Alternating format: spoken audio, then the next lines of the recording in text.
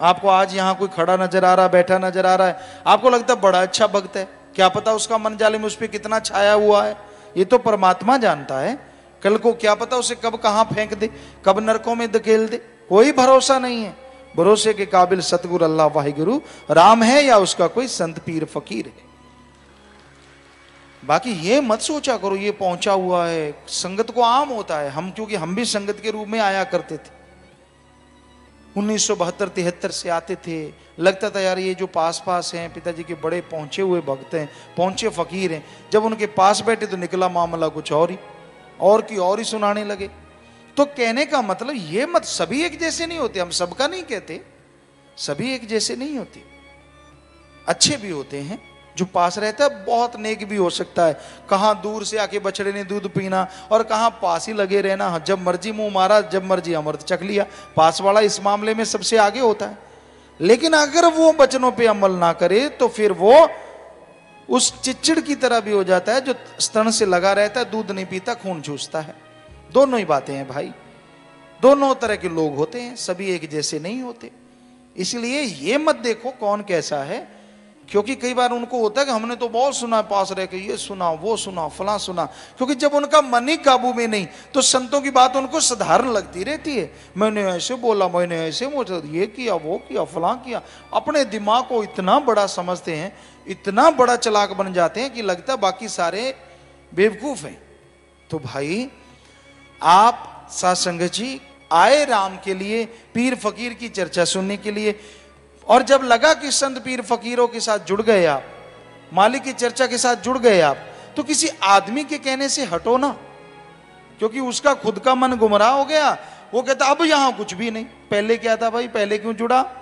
कई ऐसे बैठे महानुभव, जब तक कोई पैसा मिला, जब तक कोई सामान मिला, जब तक उनकी गर्ज पूरी हुई तो कहते यहां सब कुछ है, और जैसे ही गर्ज पूरी, यहां अब कुछ नहीं है, अब वो नहीं है। क्यों भाई, अब क्या हुआ, वही संत, वही फकीर, वही चर्चा करने की जगह, और वही राम नाम, और वही अल्लाह, और वही वाहिगुरु, वही ईश्वर।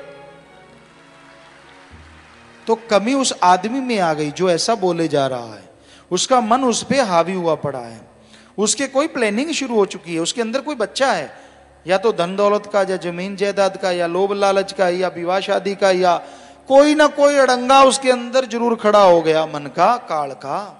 इसलिए उसको अच्छा नहीं लगता, इसलिए उसे राम नाम भाता नहीं। और हकीकत ये है, संत पीर फकीर कभी भी बदलते नहीं, वो सबका भला मांगते थे, मांगते हैं, और बढ़ चढ़ के मांगते ही रहेंगे। ये तो जैसा समय आता है उसके अनुसार संत थोड़े सख्त अल्फाज इस्तेमाल में ले आते हैं कि ऐसे नहीं करोगे तो ऐसा होगा, और वो कोई झूठ नहीं होता, डरावा नहीं होता, होने वाली चीज को ही बताते हैं कि तेरे ऐसे कर्मों का फल ऐसा मिलने वाला है, ऐसे कर्मों का फल ऐसा मिलने वाला है। आगे इंसान की मर्जी, वो मान ले तो सुखी है, ना माने। संत तो सुखी मांगते हैं पर सुख मिलता नहीं। तो भाई संतों के वचन सुन के अमल करना सीखो।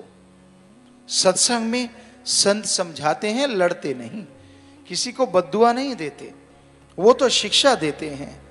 आपको वो शिक्षा बद्दुआ लगती है तो ये आपके मंद भाग हैं, आपके बहुत ही गिरे हुए भाग्य हैं, आपका मन छाया हुआ है। बेपरवाही ने एक भजन में लिखा है, पैड़ा मन बदली बन छाया, भुल गया गुरु दी गली। कि जब मन बादल की तरह छा जाता है ना, तो जैसे सूरज बंद हो जाता दिखना, उसी तरह संत के वचन, संत, उसकी वाणी, उसकी चर्चा सब अच्छी लगनी बंद हो जाती है। मन बादल बन के छा जाता है, आदमी को अच्छा लगने ही नहीं देता। अगर कोई ऐसी बात, अब आप इतनी संगत बैठे हैं, हमने जो चर्चा की कईयों को बुरी लगी होगी, कईयों ने ये सोचा हाँ भाई हम में ये बुराइयां हैं, हम निकाल देंगे, कमी तो हम में है, संत तो सही कह रहे हैं, बाकी वो सही है। पर कईयों को तो हाँ बस हम पे ही चलता है तबा, हम पे ही चलता है तबा। क्यों चलता है? कभी ये सोचा है हम का मतलब क्या है? कि आप में वो कमियां हैं और आप निकालने नहीं चाह रहे, इसलिए हर बार आपको लगता है हम पे चलता है। आप निकाल दो, फिर आपको लगेगा नहीं कि आप पे चलता है।